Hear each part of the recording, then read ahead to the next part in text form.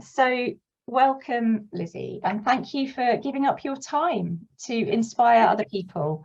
I know we're all keen to hear what you're up to in Bridport, especially as you've returned from maternity leave, with loads of enthusiasm and energy. And actually, you know, this is a difficult time that we're facing, I think, and it feels like. Sure. Yeah, it feels like this difficulty. Are you finding that this compound, because last year we were very much focused on accessing how can we access people. Actually, the last 2-3 years has been who can't get the help they need, how are we going to, and food was very much a thing that we were worried about going into last year, and making sure people that couldn't get out had what they need. And that problem hasn't gone away. And this year we've just kind of added the next layer of the sort of extreme fuel poverty, or the prices, and people worrying about well, everything money related, but the warmth side of things, the heating, the choices that people may have to make are just very worrying. And this is what we're facing going into another winter where we are, and I know across the UK.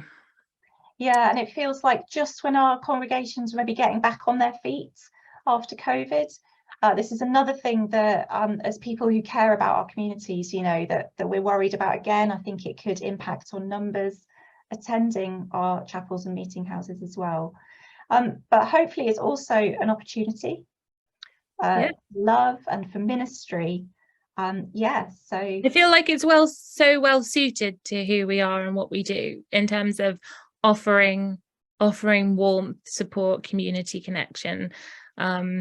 If you're not already doing something, we have a building. If you do have a building, we can use it. We can use them, and there are resources available, hopefully with funding attached, to help you do that over the winter. So we have these sort of structures that are almost easier than last year, which was very much about getting out of the building and to people's doorsteps, really. And this time it's the other way around. We're inviting people in to have a homely atmosphere of warmth and connection and kindness, and very, very practical help as well. Shall I put the PowerPoint on? Should we do that? Is that okay? That's good. Let's just do that. I know it's packed full of some practical ideas on the theme of hospitality. Yeah. If I just press play, we should be able to start. So we thought we'd start with just a bit about the vision and why a Unitarian chapel or your community might think about opening doors during the winter, about welcoming people at other times in the week. And I'm just going to move your lovely faces to the other side. There you go. This vision of warmth, of welcome, and in body and soul. I really mean that. Some of our churches, a lot of our chapels, have a really gorgeous welcome. We've got this down. You've got things at the gate which show you how welcome you are. And when you're welcomed in on a Sunday or another day, the welcome is there, and it's beautiful. And then there's the practical side of it too, which is we can provide food and warmth and nourishment for our soul as well. So our spirituality is sort of at the core of what we do as chapels, and that beloved community is right at the center of this project. It's not a community room that's different, or it is all part of the same thing. And whenever someone asks what we do, I'm like, we are about feeding people, loving people, nurturing people, and welcoming people, and being together on this in this amazing sacred space, which is which we're lucky to have, but I mean sacred as the community is what we do and how we do it, and when we are in worship and when we're not, it has that element which isn't in every single community space. I think that makes us it's not better, it's just I want to honor that as part of every project we do in the space that we do it in, if you know if you know what I mean. So we've got this idea of creating beloved community, but also being it and connecting in the space that we have available, which is a sacred one. So that's us. I'm just going to move through, and we were talking, the Lizzie and Lizzie's have been very much talking about what was already available in terms of looking after people in the winter. So these are just very simple things that people can do. For the last few years, we have a winter coat rail that is available from end of October through to April, and it's everything that you can see there. It's open, it's by the door when the door is open, and in the garden if need be, if we can't use the building for whatever reason. And there are also there's also sleeping bags and blankets and things kept, so we've always got something available. So when people come in, you're offering a hot tea, but you're also able to give some very practical help if it's needed. And part of feeding people is this project, which is the community fridge, and it's a food waste project. So it's completely free to use, whoever you are. And we've noticed so much what was very needed before, but now we have a queue up to an hour before opening times, quite a big queue actually. And this has been a wonderful opportunity to work with other community groups. So we've got these kind of forging of ties that will now really help looking into this winter. So this was founded by myself and a lady who works for a mental health team in Bridport. So it's like volunteers from us and from her and from the wider community to help the food being distributed that would have been put in the bin. But it also ties in with our ethos of feeding people that are hungry, and also and the ecological side of it. And it's been wonderful. They're now going to become a separate entity in terms of charity, but definitely not in building and in spirit. So this is as you can see, the food is in the pews. That's ready to be moved, I think, into onto the stalls. But we really use our space to the maximum capacity. If it's not food, it's sleeping bags and clothes and things.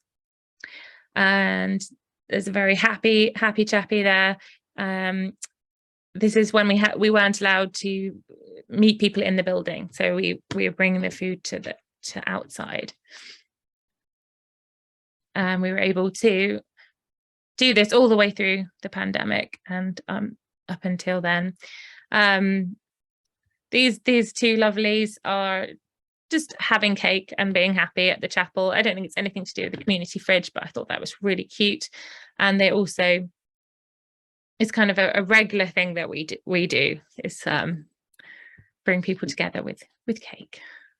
This is our logo here, and we're tying together the elements of the chapel in all our promotion. And I think that consistency really works in terms of being recognized, and I highly recommend learning to use Canva, which is very simple, and designing the way you want things to look.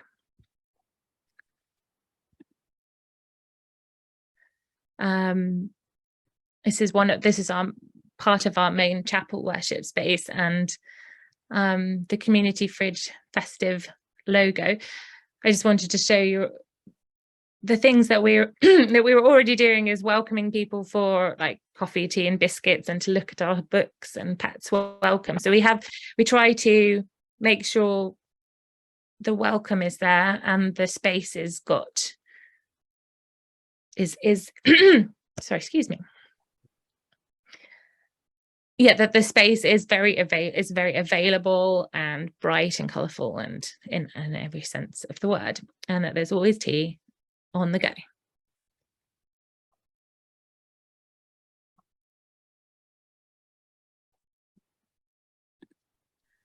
think we've already seen that one, but there we are.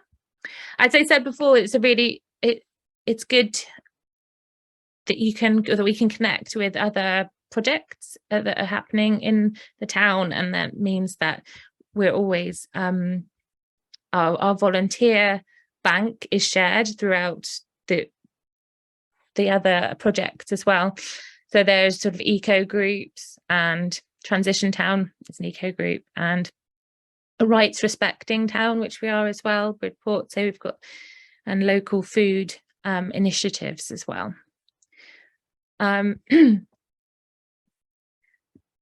This is the Christmas opening hours from last year, I believe, and it might have been the year before.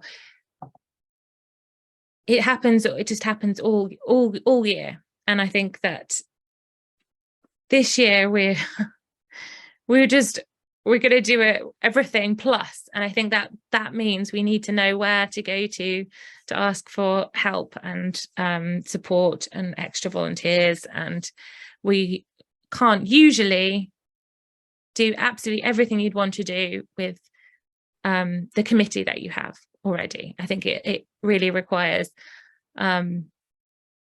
making those connections, and be prepared to really work with others in the community. That's the cafe, and creating welcoming space, having dogs not necessarily on the sofa, but this one pits the end. That's my son, and that's Emily, one of our interfaith ministers.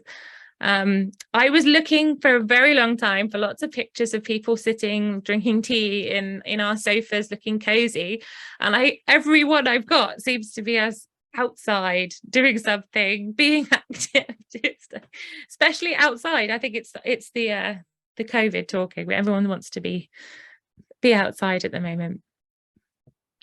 And another community art project is projecting images on the chapel, and one of them was used by Lizzie for the promoting of this event with the big rainbow. It was an evening online interactive art event.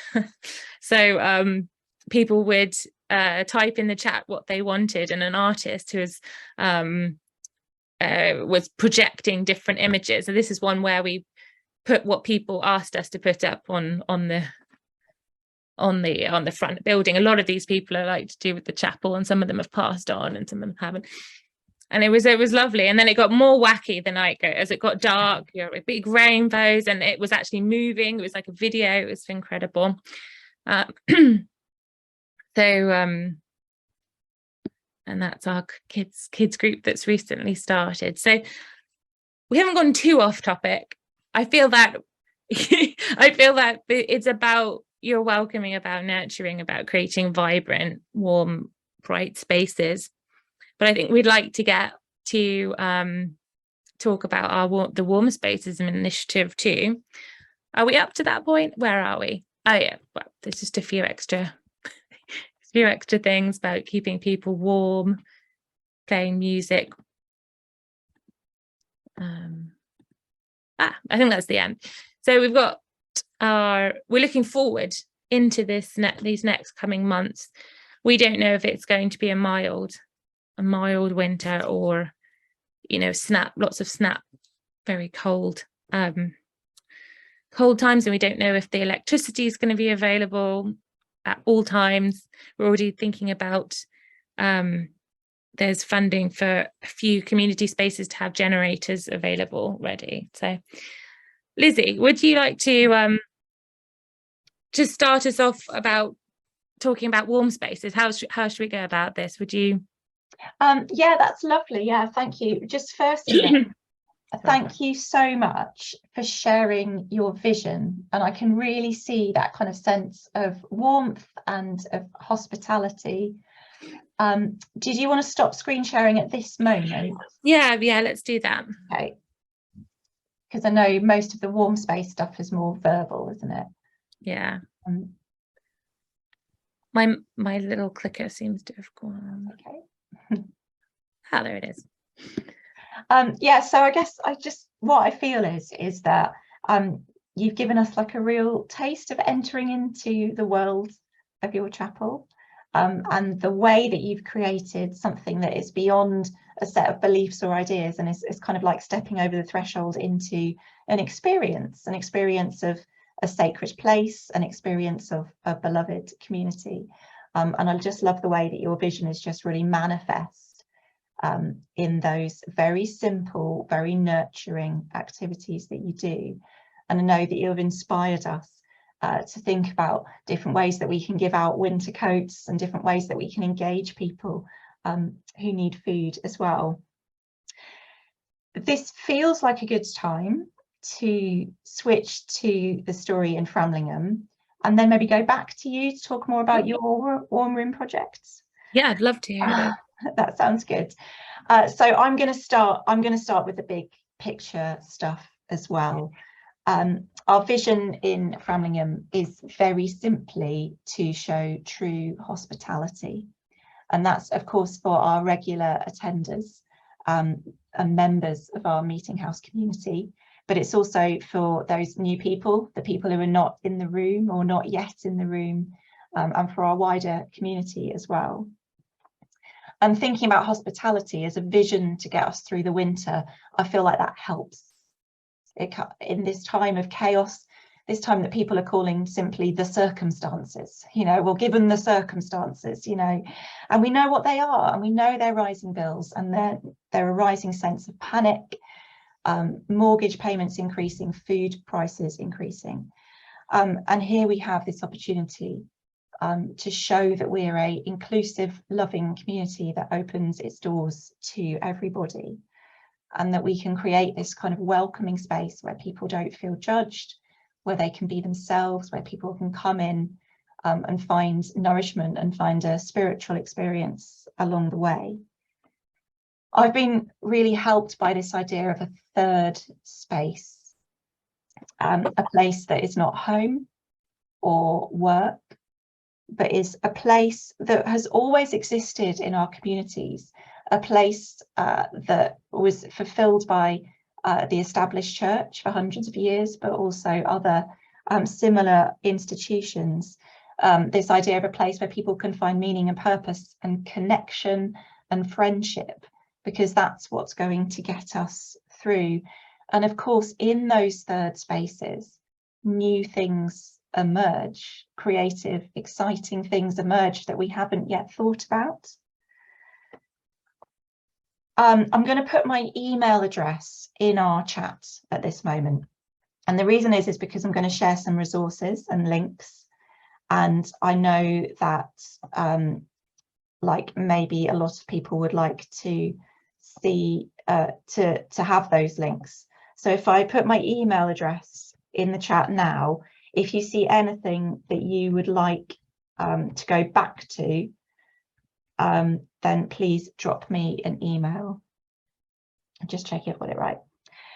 Yeah, so the first thing I'd like to share with you is the idea of a public living room. So here we go.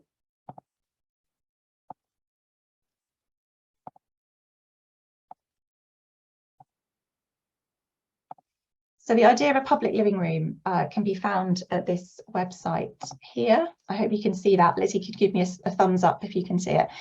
So this is the Camarados website, and the Camarados movement is a national movement which supports people who want to set up a public living room.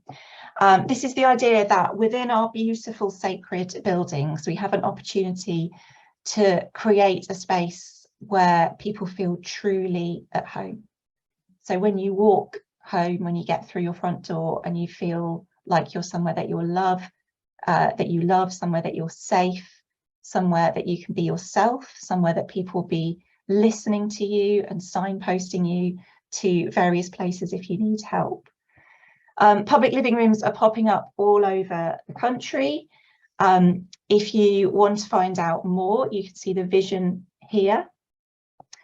This is all about kind of being real in a public space, so walking in and feeling safe enough to feel a bit rubbish, to admit if you're struggling, to disagree with people respectfully, to mix with new people, to connect, and to have a kind of joyful time with new people in a third space.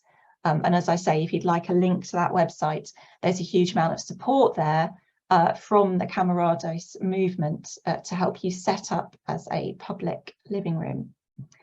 A very similar idea is this idea of the places of welcome movement, and again this one is faith-based, so Camarados is for anyone. This is a faith-based movement, again with locations across the country, aiming to create a kind of peer-to-peer network of hospitality, and you can sign up there and you can put that your warm, kind of open, hospitable space is part of this wider movement. So the reason that I have tried to locate us within a vision is because I feel like sometimes it's hard to open our space and it's not always going to go well, and I feel like we need to cut something kind of solid to fall back on. But what does it look like in practice? Well, firstly, it's a collaborative effort. So we're working with churches across Framlingham, which is in Suffolk. And so every day of the week, there is a warm space open to the public. No judgment, no questions asked. If you walk through the door, then you are welcome. We all have our own safeguarding policies and behavioural covenants and all the rest of it, but the principle remains: you are welcome in our churches. Matthew Smith is here tonight. Reverend Matthew Smith and I met with the other church leaders about 2 months ago now, and put this rota in place. And we're also collaborating with a local charity, which is a branch of the Rotary Club, and they've funded a little bit the project. So there are 3 elements to our Warm Spaces project, and I feel like each of them should be quite easily replicable in other chapels. So firstly, we've got our warm room. Every Thursday, we're opening for about 4 or 5 hours. The true definition of a public living room, supervised by 2 volunteers. They're people from our Unitarian community who've signed up.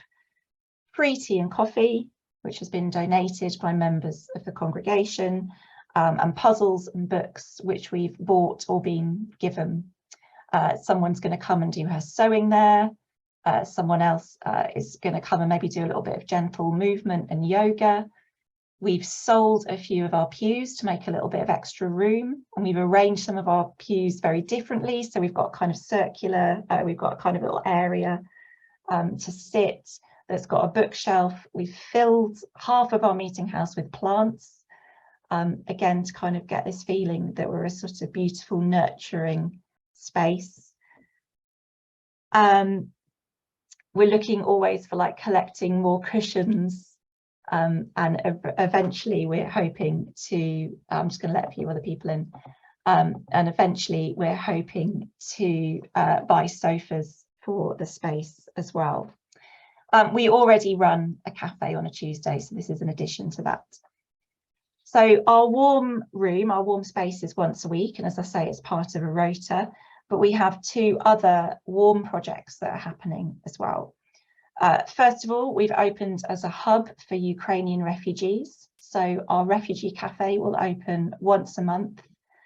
That is part of a collaboration with a local refugee charity. And those charities are operating in every district. So I'd recommend getting in touch, because actually they were desperate for space where Ukrainian people can meet and speak their own language and connect. And it's actually open to all refugees, but it happens in Suffolk that we don't have a great population of other refugees. Again, of course, this is costing us money as a congregation, because we're putting the heating on, because we're providing some refreshments, people are baking cakes as well. So again, this is very much part of our kind of hospitable, warm welcome. That launches this Saturday. So think of us on Saturday. And finally, and this was part of Matthew's original vision in lockdown, we offer low cost and free rehearsal, exhibition and performance space to local musicians and artists. That's spread through word of mouth, and we're trying to support our local creative community. And again, it's part of our warm welcome, because we are heating the building for them. We're not taking any money. They work around our regular hirers, and it's another way of providing a hospitable space. And of course, as people come in and out of the meeting house, they're engaging with our values and our own beloved community. I'm going to share a couple more links. And again, of course, if you email me, I can send these all to you.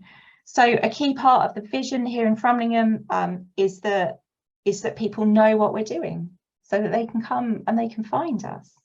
And so what I've done is I've contacted a few different places to make sure that we're on the right list. And these are national, these tend to be like national things. So again, you can go and contact these people too.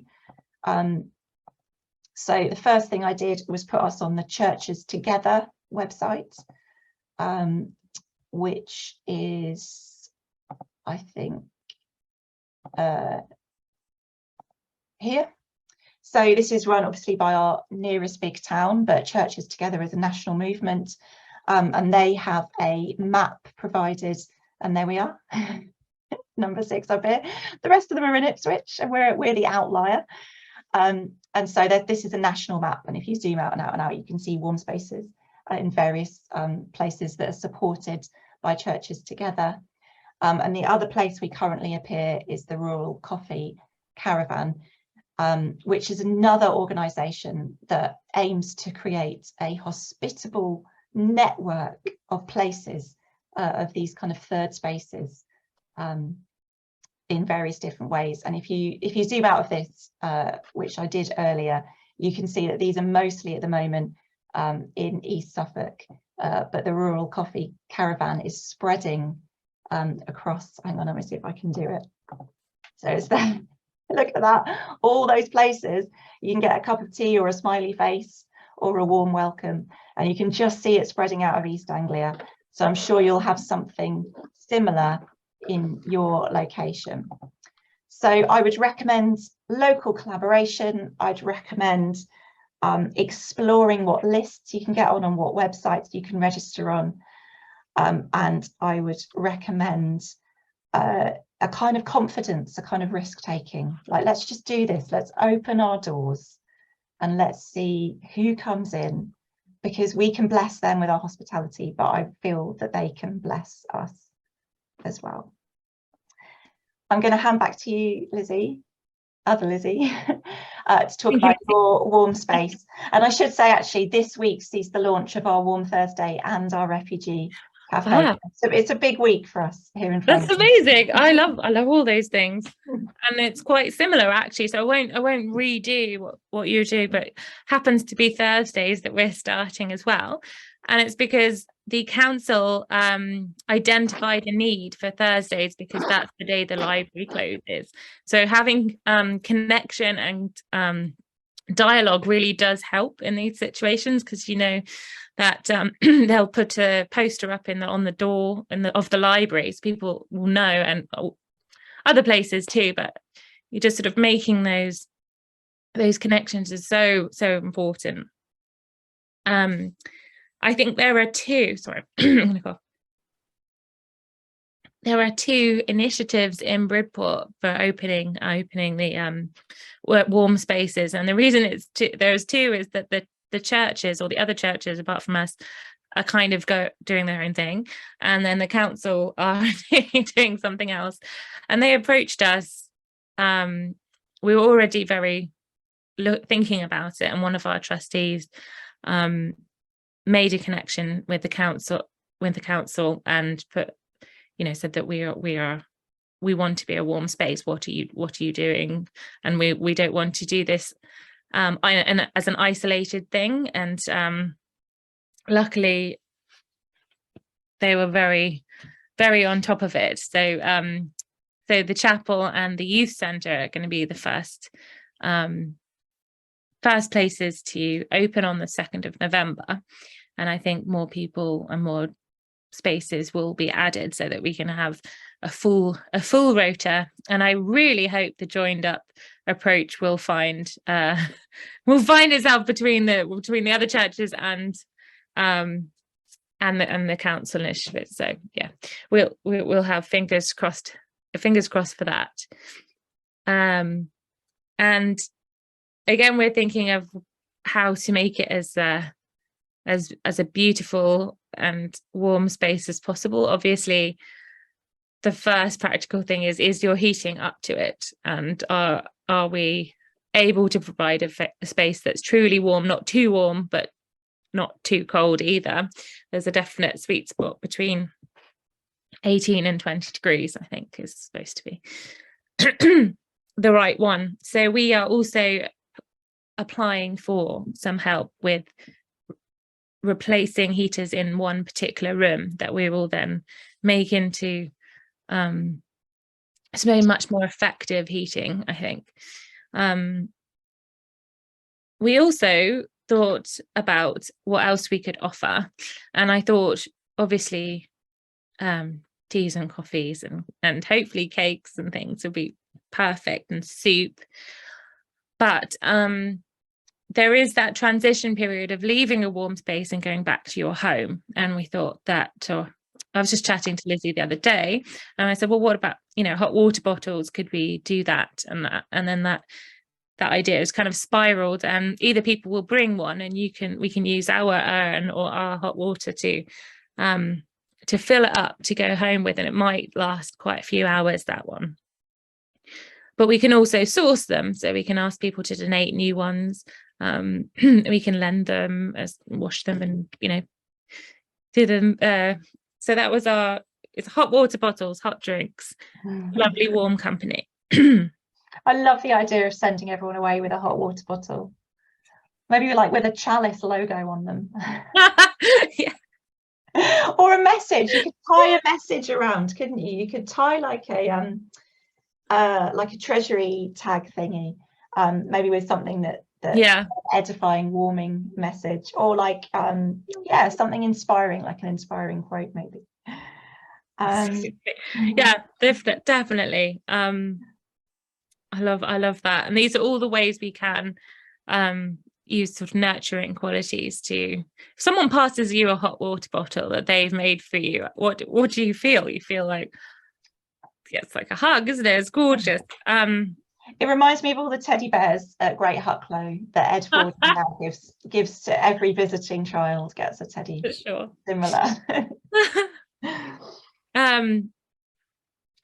So about running it, we were going to talk about volunteers, and you having to, obviously we always need 2+ volunteers, and we are using a bank of volunteers that were put together from they're called the Bridport Emergency Volunteer Group, put together in COVID, and they're still very much they're active. They did the vaccine rollout and food deliveries, and there is a large crossover between people that come to chapel and people in this group. It's not all of them, but that there's a really nice connection. So the council are able to email the whole list and work out who's going to be there, and it does mean that they will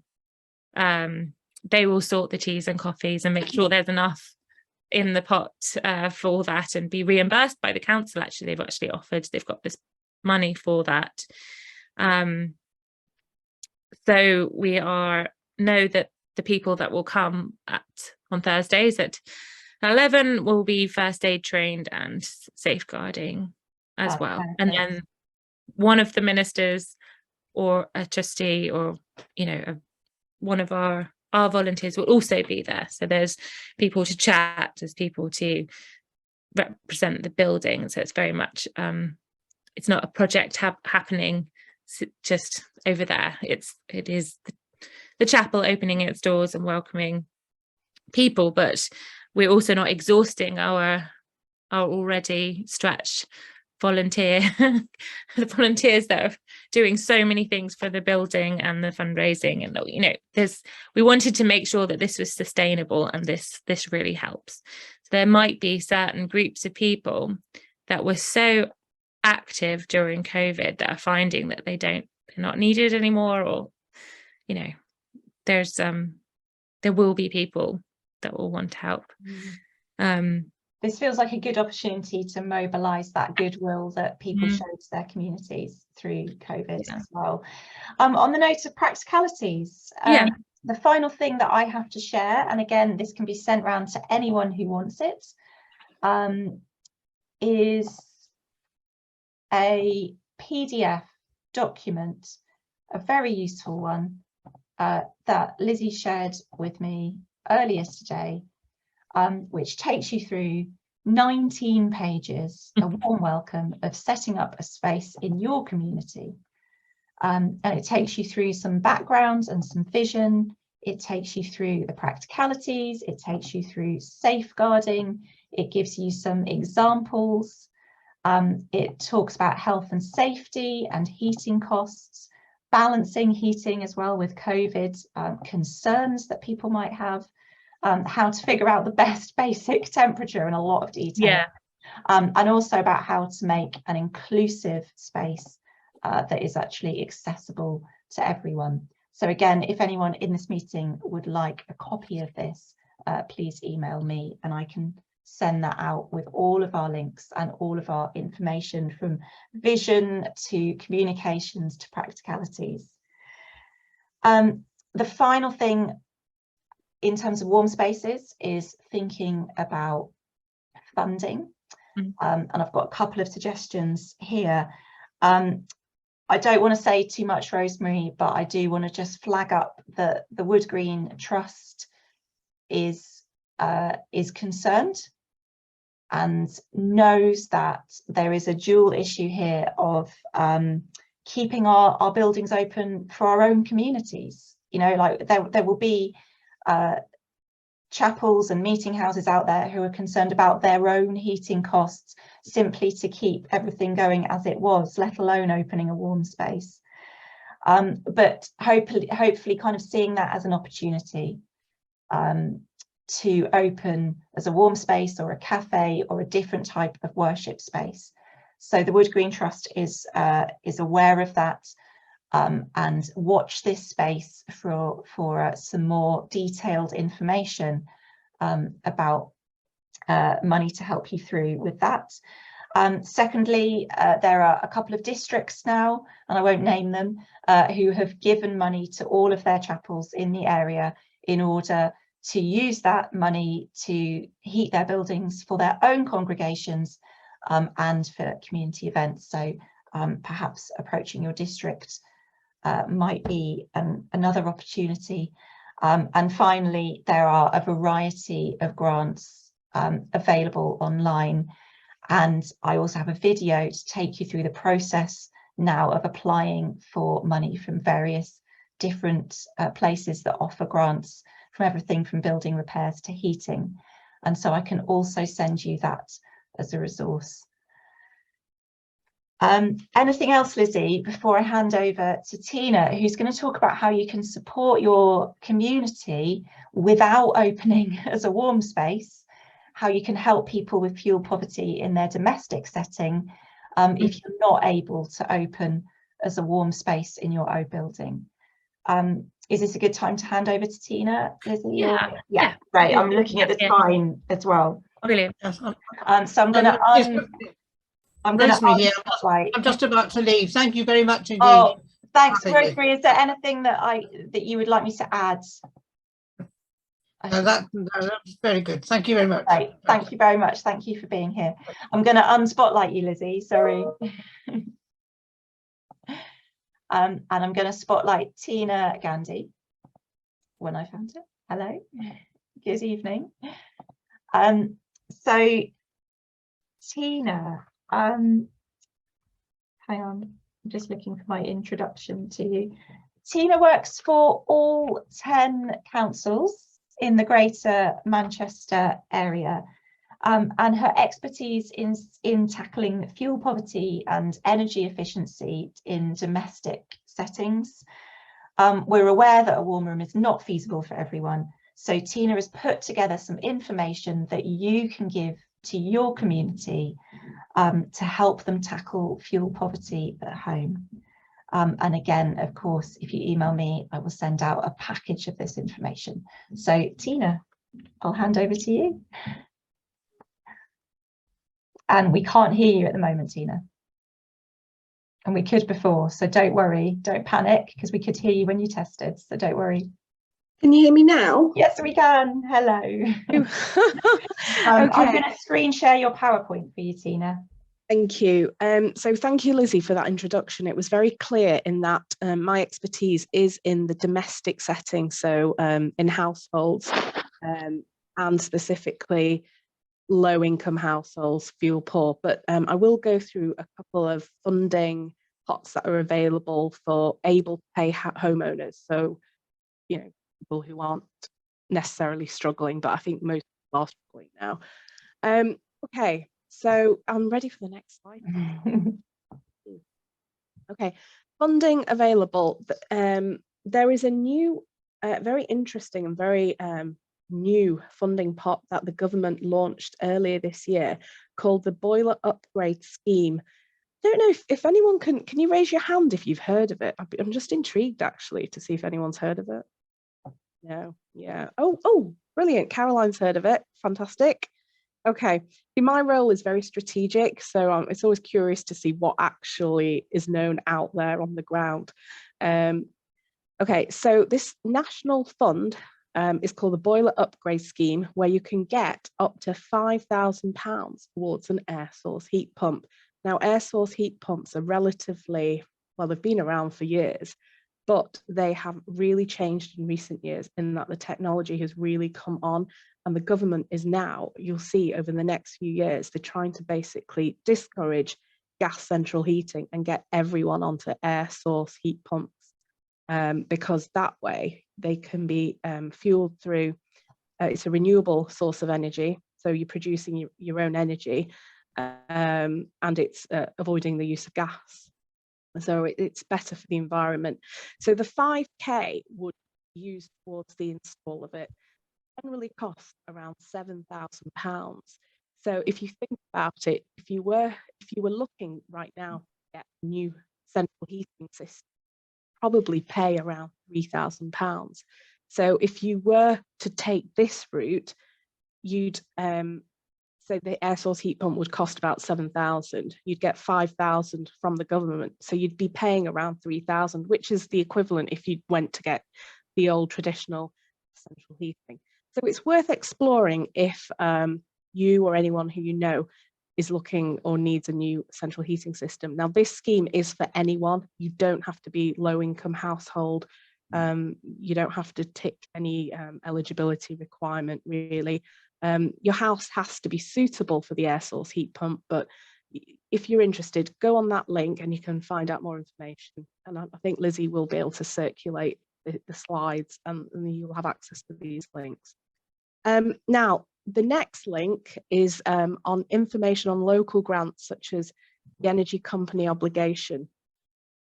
We call it ECO, energy company obligation. This has been around for years. I've worked on this for over 10 years now. You may not know, the energy companies are obliged to spend a certain amount of money every year on fuel poor, low income households. If they don't do it, they get fined. The fine is quite huge, so they prefer to spend that money on low income households. Now, currently, that version is called Eco 4, What's on offer is things like insulation, heating, so air source heat pumps, other elements help keep your home warm. Scratching at the door, by the way. My husband should be feeding him, he's downstairs. Oh, if it's not a child, it's a cat. Right. Right, okay, so yes, now that link which I've provided, you go on it, you can actually type your postcode and it will give you the a list of grants that are available in your area, in your town. And if at any point you're confused or you're not sure, the best place to go, in my opinion, is to check with your local authority, so your own council. Go to their website, search energy efficiency or warmth, or grants, and they should have a page which lists what they currently offer or what's available in your area. Lizzie, please can we go into the next slide? Thank you. But here are some just quick little tips. I find the Energy Saving Trust website brilliant. The risk you've got now with going on the internet, so many different websites, you don't know which are credible, which are not. But the energysavingtrust.org.uk is brilliant because, again, it's established, I think it was co-set up with the government. It's now gone independent, but again, it's very trusted. It's all the facts and statistics that are on that they have are quite accurate, and they provide lots of advice and tips. What I would say to any household is insulate your home. That's the biggest way to make savings. Insulate as much as you can. So a lot of us have loft insulation, but you can top it up, and that can actually make a huge difference. Through insulation, you can save a few £100s a year, and it won't actually cost you much to put the insulation in. So consider insulation. Now, draft proofing as well. This is something you can do yourself. You can go to your local DIY, but B&Q type places, and get things to draft proof windows, doors, skirting boards, even like your front door. Put, that, I know it sounds old school, but it makes a huge difference, and you actually feel a lot warmer. And again, you will see a bigger saving through this little effort from yourself. So that's my second big tip on that. Then again, the next two are where you save a few pounds. So, it's up to you really if you think it's worth it. Switch off standby. I can just think of my husband saying, well, I'm not switching off standby to save, but again, it's still £65 a year. So switching things off standby makes a difference. And then the last tip, I think, is washing. I mean, for me, I already wash things at 30 degrees. So I won't be saving through washing really, but that's something if you're doing it on a high wash. But Lizzie, please can I have the next slide? Thank you. This slide, I think, is the one that I really want to stress out to all of you, because I think not enough people know about this, and this is where you can perhaps make the biggest difference to congregation members, even yourselves. So priority services register. Basically, this is a register that all utility companies have, energy companies, the water companies, the network companies. So I know we think of energy companies as your British Gas and your E.ON, but then you've also got the network company, the people that actually, the companies that provide the gas or the electricity, and they're often the ones that can be responsible for the power cuts. And as we know through the press, there are going to be quite a few power cuts coming this winter. We've been warned. So what I would suggest you do, if you are vulnerable, or if you know someone who is vulnerable, and I can explain what vulnerable is defined as. So, for example, I can be classed as vulnerable purely because I have children who are under 5. If you're pregnant, you can be classed as vulnerable. He's really scratching. I don't know if you can hear. It's all right. It's he could hear me talk, so he thinks, but my husband's downstairs, so I don't know. Anyway, I'll feed him in a bit. If you're disabled or have long-term health condition, if you're recovering from an injury, if you've recently been bereaved, if you've had, suffered bereavement, health problems, language issues, if you're, you know, elderly, so age is you factor in vulnerability here. So a lot of your congregation members, and I don't want to stereotype, will perhaps fit into this purely by age. So what you need to do here, you can contact your energy company, your energy supplier, network operator, and phone them up, give them your details and as much information about your needs, and they will then put you on their list, okay? And they will also pass on the details to all the other companies, so your water company, the network provider, so they'll do all that for you. So I figure you're probably asking now, okay, well, what does it get me to be on the priority service register? Well, for example, I was on it when I had a 6-month-old baby and the power went out and it was like 5 a.m. in the morning, and I wanted to feed the baby and I wasn't breastfeeding, I was using formula and I needed hot water. So I was able to phone them, and straight away they sent someone round to sort it out for me because I was on the priority service register. Other things they've done whilst I had like a baby, they brought out temporary heaters, temporary cooking equipment. So they'll do it based on your needs. Some people may need round the clock, you know, medical assistance. So lots of that. Oh, Tina, don't turn your head away from your microphone because we missed that. Oh, right. Okay, sorry. A lot of people, some people may need round the clock medical assistance, just medical equipment. So in those scenarios, it's really important you're on the priority service register. Also, you can be prioritized if there's a power cut, and they can make sure you're not impacted by it. There are other things that they will help you with regardless of power cuts. So they might even give you free advice or other sort of, they also give free gas safety checks as well. So it's so worth getting on there if you're eligible. So definitely, please tell people about this because not enough people know about it. Oh, thanks, Tina. I've put both those slides into a poster, which I'm going to put up in our warm room here in Framlingham. Okay. So thank you for that. You're welcome. So when people receive these, click on the links if you can. Thank you. I'm going to circulate that to everyone. Thank you so much for your time, and thank you to everyone as well. I'm going to stop recording now because we're going to have a